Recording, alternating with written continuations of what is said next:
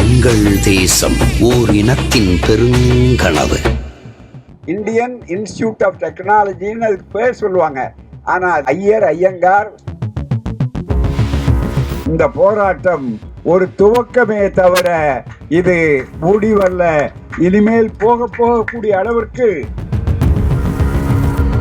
கொள்கைக்காகத்தான் கூட்டணியே தவிர பதவிக்காக கூட்டணி அல்ல. அரசியல் சட்டத்துக்கு பதிலாக மனு தர்மம் தான் வந்திருக்க வேண்டும் என்று வெளிப்படையாக சொன்னது RSS.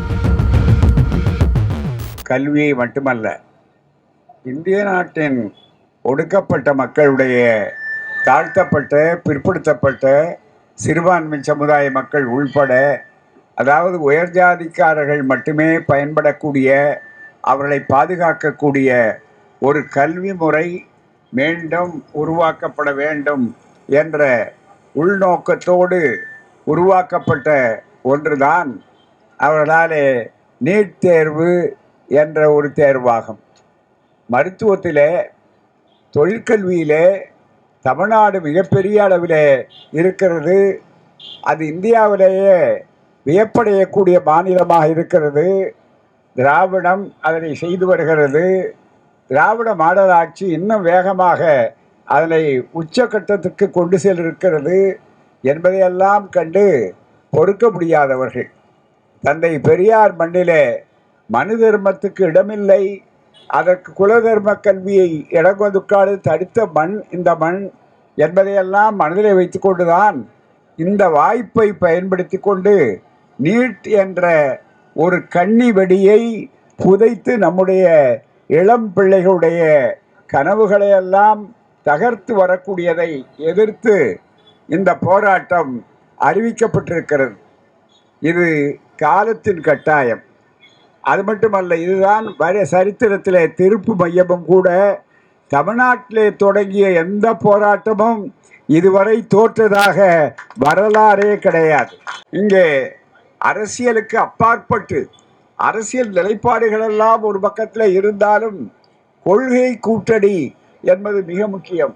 கொள்கைக்காகத்தான் கூட்டணியே தவிர பதவிக்காக கூட்டணி அல்ல என்பதை உணர்ந்து திராவிடர் கழகம் வேண்டுகோள் விடுத்த நேரத்தில் இன்னொரு 2-3 நாளில் நம்முடைய அதற்கு சிறப்பாக ஏற்று எல்லோரும் கலந்து கொள்ளுங்க. இது தமிழ்நாட்டிலே சென்னை தலைநகரத்திலே மட்டும் நடைபெறவில்லை தோழர்களே. தமிழ்நாடு முழுக்க, சென்னையிலே தொடங்கி எல்லா இடங்களிலும் தொடங்கி, திருத்தணியிலே தொடங்கி கன்னியாகுமரி வரையிலே தமிழ்நாடு முழுவதும் நடப்பதிலே இங்கே எத்தனை கட்சிகள் கலந்து கொண்டிருக்கிறார்களோ அத்தனை தோழர்களும் அத்தனை கட்சிகளும் கலந்து கொண்டு போராட்டம் வெற்றிகரமாக நடந்து கொண்டிருக்கிறது. இந்த போராட்டம் இதோடு வெற்றி பெற்று வரக்கூடிய போராட்டமா என்றால் இல்லை. இந்த போராட்டம் ஒரு துவக்கமே தவிர இது முடிவல்ல. இனிமேல் போகக்கூடிய அளவிற்கு இது எத்தனை வேகப்படுத்தப்படுகிறது என்பதை எதிரிகள் முடிவு செய்ய வேண்டும், நாங்கள் அல்ல. அதுதான் மிக முக்கியம். இது முதல்ல என்ன சொல்லப்பட்டு கொண்டு வரப்பட்டது? அவருடைய நோக்கம் உள்நோக்கம் வேற. ஆனால் வெளியில் அவர்கள் சொன்ன கருத்து என்னன்னா, இதுவரையில ஊழல் நடந்து விட்டது. அது மட்டுமல்ல, வெளிப்படைத்தன்மை இல்லை. தகுதி திறமை உள்ள அதிக மார்க் வாங்கின பிள்ளைகளையே சேர்க்கணும். நான் என்னுடைய பிள்ளைய குறைஞ்ச இடத்துல போய் டாக்டர் ஆக்குவேனா என்னெல்லாம் விஷமத்தனமான ஒரு தவறான கொள்கையை அவர்கள் பரப்பினார்கள். நம்முடைய சில அறிவுஜீவிகள் இருக்கிறாங்க பாருங்க, அவங்க கூட ஏன் சார் அது ரொம்ப நல்லது தானே சார், நல்ல படிப்பு தானே சார் என்று வழக்கம் போல தங்களுடைய நுனிப்புல் மேய்கின்ற புத்தியை காட்டினார்கள். அதுதான் மிக முக்கியமானது. ஆனால் முதல்ல ஒன்று தெரிந்து கொள்ளணும்.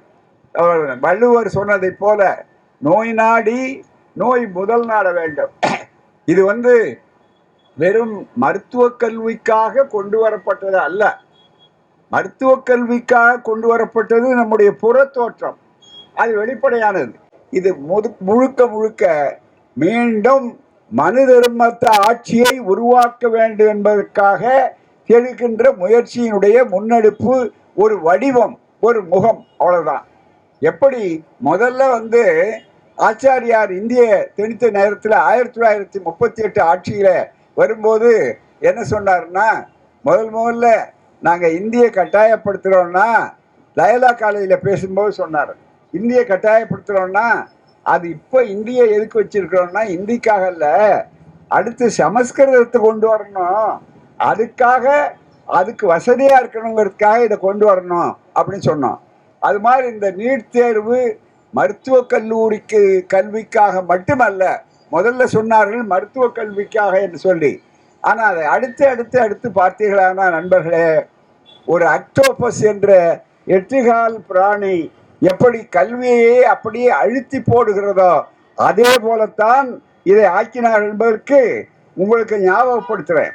இங்கே இருக்கிற பேச்சாளர்கள் மட்டுமல்ல, எதிரே உட்கார்ந்து இருக்கிறவங்க கூட பார்த்தீங்கன்னா நீட் தேர்வுடைய கொடுமை தவறுபடி சொன்னால் சாதாரண ஆட்கள் கூட இப்போ சொல்ல ஆரம்பிச்சிட்டாங்க. தாய்மார்கள் சொல்கிறாங்க, ஏன்னா அனுபவிக்கிறாங்க. அதனால் அவங்க மணிக்கணக்காக பேசிகிட்டு இருப்பாங்க. ஆனால் இவ்வளோ நேரம் வெயில் இருக்குது, மற்ற இருக்குது, என்னுடைய பேச்சே கூட நீளக்கூடாது என்று நான் நினைக்கிறேன். அதனால் விரிவாக சொல்ல வேண்டிய அவசியமில்லை.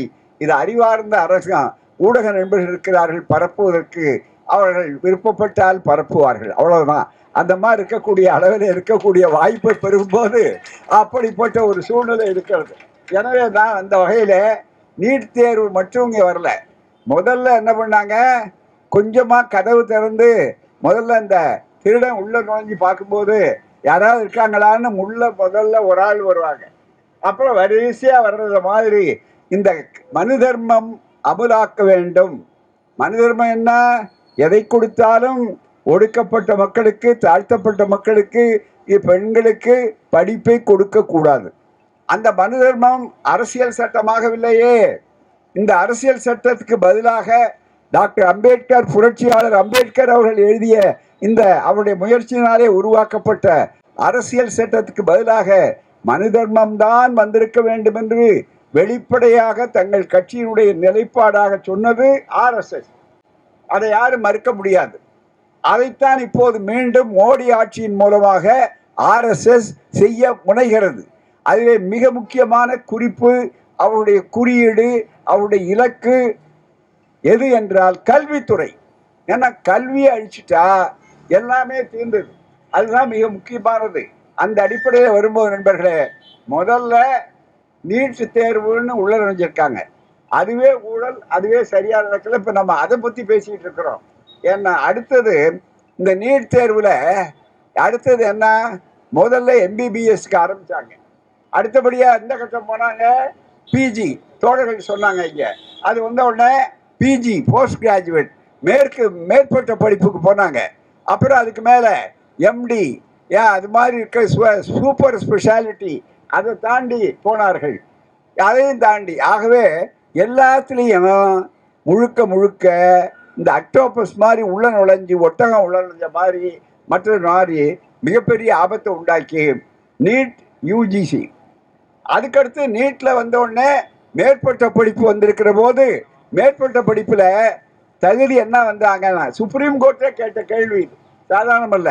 என்னன்னா, அப்போ 0 இருந்தாலும் பரவாயில்ல, அப்போ உன் தகுதி திறமை வெட்கத்தோடு நீயே ஒப்புக்கொண்டு விட்டார்கள், நீங்களே ஒப்புக்கொண்டு விட்டீர்கள், தகுதி திறமை தோல்வி. அவர்களே சொல்றாரு, 0 மார்க் வாங்கினா கூட பிசியில் சேர்க்கலாம், அந்த தகுதி திறமை வாய்ப்புகள் வந்திருக்கிறதுன்னு சொல்லி முதல்ல அவர்கள் சொன்னதை, அவர்கள் வாந்தி எடுத்து அவர்கள் உண்டதை அவர்களே எடுத்து சாப்பிட்ற மாதிரி அசிங்கமாக இருக்கணும். அதை மறுக்க முடியுமா? ரெண்டாவது, அந்த நீட் தேர்வில் இருந்தவுடனே சட்டக்கல்லூரிக்கு வந்தாங்க. சட்டக்கல்லூரிக்கு வந்த உடனே கிளாட், CLAT கிளாட்டு, அப்புறம் அது இன்னொன்று ALAT லெட். சட்டக்கல்லூரிக்கு தொழிற்படிப்பு ஒன்று ஒன்றா வருது பாருங்க. மருத்துவம், அப்புறம் இது. அதுக்கு அடுத்தது பார்த்தீங்கன்னா பொதுக்கல்வியில் நுழைஞ்சாங்க. பொதுக்கல்வியில் என்ன, நீட்டுக்கு அடுத்தது கியூட். அதுதான் மிக முக்கியம். சாதாரண BA MA இந்த மாதிரி கல்லூரிக்கு போகிறதுக்கு முன்னால் கியூட் எழுதணும். அப்புறம் எதுக்கு மிக முக்கியமாக +2 படிப்பு இதுக்கு. அதுக்கு எதுக்காக மேல்நிலை பள்ளிகள், எதுக்காக உயர்நிலை பள்ளிகள்? இது அத்தனையும் அறிவார்ந்த கேள்விகள்.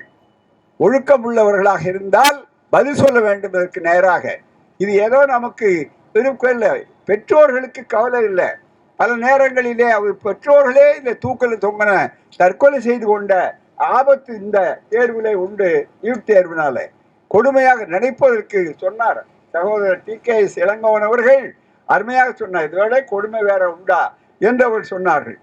நீட் தேர்வு அப்புறம் எதுக்கு அதை எடுத்தணும்? அப்புறம் +2 படித்ததுக்கு என்ன மரியாதை? எதுக்கு 12 ஆண்டு?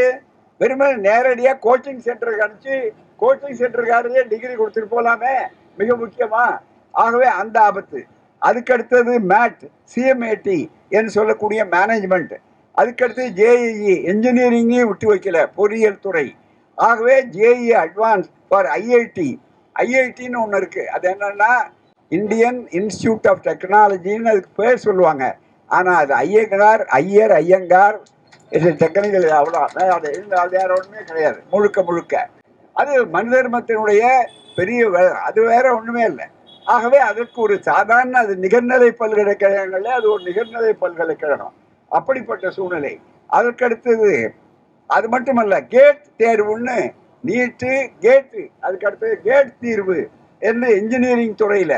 அப்புறம் கட்டடவியல் இருக்கு பாருங்க, அது எல்லாம் கட்டட ஏராளம். நிறைய இப்போ ஆர்கிடெக்சர் படிக்கிறாங்க. அந்த ஆர்கிடெக்சர் எடுத்தா அதுலேயும் நேட்டா NATA என்று சொல்லக்கூடியது. ஆக ஐசர், BS, MS, நெக்ஸ்ட் MSc என்று டிசைன், ஃபேஷன் டெக்னாலஜியில் NIFT, இப்படி எல்லா துறைகளிலும் அதனுடைய நுழைவு வாயில் மாதிரி வெளியே தெரியறது. இப்போ அதிகமான மக்கள் மத்தியில் விவாதக்கிறது இது மட்டும்தான். ஆனால் அதையெல்லாம் எடுத்து சொல்ல வேண்டும். ஆக ஒட்டுமொத்தமாக சுருக்கமாக சொன்னால், மனு தர்மப்படி ஒடுக்கப்பட்டவர்கள், தாழ்த்தப்பட்டவர்கள், பிற்படுத்தப்பட்டவர்கள், சிறுபான்மையினர், உயர் ஜாதிக்காரர்களை தவிர வேறு யாரும் படிக்க முடியாது. அதுக்காக தான் அரசியல் சட்டத்தினுடைய அடிப்படை தகுதியே குறைத்து என்ன செய்தாருன்னா, அங்கே 15/4க்கே ஒரு தவறான விளக்கம் கொடுத்தார்கள். அந்த தவறான விளக்கம் என்னன்னா, ஏழைகளுக்கு இடஒதுக்கீடு 10% சொல்லி உயர் ஜாதிக்காரனுக்கே கொடுக்கக்கூடிய அளவிற்கு. அதுக்கு நீதிபதிகள் மற்றதுக்கு போனால் கேட்பாங்க, மற்றவங்களுக்கு இடஒதுக்கீடு போட்டால் உயர் நீதிமன்றத்தில், உச்ச நீதிமன்றத்தில் போனால் how you got reliable quantum, ஆமாம் மிகப்பெரிய அளவு குவான்டிஃபைடு டேட்டா இருக்கா? அந்த வார்த்தை அவங்க சொல்கிறது குவான்டிஃபைடு டேட்டா அப்படின்னா இதெல்லாம் கணக்கு எடுத்திருக்கீங்களான்னு. ஆனால் 10% மட்டும் அந்த கேள்வி கிடையாது. 10. ஆகவே எவ்வளவு பெரிய சூழ்ச்சி, தொடர் சூழ்ச்சியாக. ஒன்றுக்காக மட்டுமல்ல நண்பர்களே, இந்த இயக்கம் போராடுவது பெற்றோர்கள் நமக்கு எதிர்காலத்தையே இருண்ட காலமாக ஆக்கி வைப்பதற்கு முன்னோட்டம்தான், அடிப்படை தான் இந்த நீட். எனவே நீட் தேர்வு என்பது முற்றாக வேரோடும் வேரடி மண்ணோடும் ஒழிக்கப்பட வேண்டிய ஒன்றே தவிர இதிலே காம்ப்ரமைஸ், இதிலே சமாதானம், இதிலே சமரசம் எதுவும் கிடையாது என்பதை நீங்கள் நன்றாக நினைத்து பார்க்க வேண்டும். ஒரு பெரிய புதிய சட்டம் ஒன்று வந்திருக்கு. என்ன அந்த சட்டம் தெரியுங்களா? முக்கியமாக கவனிங்க. இது அடுத்த ஆபத்து, மிகப்பெரிய ஆபத்து, சாதாரண ஆபத்து அல்ல. மிக முக்கியமா விக்ஷித் பாரத் சிக்ஷா அதிஷ்டான். இதில் சொன்னா வயிற்று வலி வரும். இதை கேட்குறவங்களுக்கு என்னை பற்றி சந்தேகம் வர மொட்டையா படிச்சா நல்லா தானே இருந்தார் இவர், என்ன ஆச்சு இவருக்குன்னு. ஏன்னா இவங்களுடைய இதெல்லாம் அவ்வளவு இந்தி திணிப்பு, அவ்வளவு மோசம். அப்படி வந்திருக்கிற போது மிக முக்கியமா இந்த விக்ஷித் பாரத் சிக்ஷா அதிஷ்டான் மசோதா, அவர் நாடாளுமன்ற உறுப்பினர், நாளைக்கு பேசுவார் நாடாளுமன்றத்தில் தெளிவா. அந்த விக்ஷித் அதிஷ்டான் மசோதா அது 25 வந்து என்னன்னா, இப்போ அது கூட்டுக்குழுவில் இருக்கு. கூட்டுக்குழுவெல்லாம் அவங்க கூட்டுக்குழு ஆக்கிக்குவாங்க. அதுதான் மிக முக்கியம். எந்த கூட்டுக்குழுவையும் அவங்க உருப்படியாக பார்த்ததில்லை. பல செய்திகள் அது ஒரு சடங்குகளில் அது ஒரு கூடுதல் சடங்கு, அவ்வளவுதானே தவிர அப்படித்தான் நடத்தி கொண்டிருக்கிறார்கள். ஏன்னா பந்தியில் பரிமாறுறவன் நம்மளாக இருந்தா எந்த மூலையில் இருந்தா என்ன அப்படின்னு ஒரு பழமொழி இருக்கு. அது மாதிரி அவர்கள் ஆளை போட்டு வச்சு அது ஒன்றுமில்லாத ஆக்குவார். அதில் என்னன்னா முற்றாக இந்த நாடாளுமன்ற குழுவில் இருக்கிறது யுஜிசி பல்கலைக்கழக மானிய குழு இருக்கு பாருங்க. அந்த மானிய குழுவில் அண்மையில் ஒரு சொன்னாங்க, இந்த மாதிரி ஒடுக்கப்பட்டவர்கள் வந்த உடனே அதில் போய் அதில் குறிப்பாக தாழ்த்தப்பட்ட சமுதாயம் SC சமுதாயம் சேர்ந்தவர்கள்லாம் வந்தபோது இந்த IIT மாதிரி இருக்கக்கூடிய இடத்துல அனுமதிக்க மாட்டேங்கிறான். எவ்வளவுக்கு எவ்வளோ அவங்கள மனசு சோர்வு அடைய முடியுமோ அவ்வளவு செஞ்சு தற்கொலைகள் வருது. எனவே அவர்களுக்கெல்லாம் வந்தனோடனே அதை எதிர்த்து வெளிப்படையாகவே வடநாட்டில் உயர் ஜாதிக்காரர்கள் கிளர்ச்சி செய்தார்கள் என்பதை யாரும் மறந்துவிடக்கூடாது. அதனுடைய தாக்கம் தான் இது. யூஜிசியை கலைக்கணும், அதுதான் மிக முக்கியம். அவர்களுக்கு பயன்படுகிற போது காந்தி மகாத்மா, அவளுக்கு பயன்படாத போது காந்தி கோட்சேவிடம் ஒப்படைக்கப்பட வேண்டியவர். இதுதான் அவருடைய தத்துவம், இதுதான் பார்ப்பனியம், இதுதான் ஆரியம். இதை சொல்றதுக்கு எங்களை விட்டா நாதி இல்லை. அதுதான் ரொம்ப வருத்தத்தோடு சொல்றோம், பெருமையோடு அல்ல. அதுதான் மிக முக்கியம். ஆனால் தமிழ்நாடு அதுக்கு விதிவிலக்கு. அதுக்கு தான் இந்த அணி மிக முக்கியமா. அரசியல் ஒரு பக்கத்தில் இருக்கட்டும், அதை விட மிக முக்கியமானது இது என்று சொல்லக்கூடிய இந்த வகையில் இருக்கிறது. ஆகவே இதை நன்றாக புரிந்து கொள்ள வேண்டும்.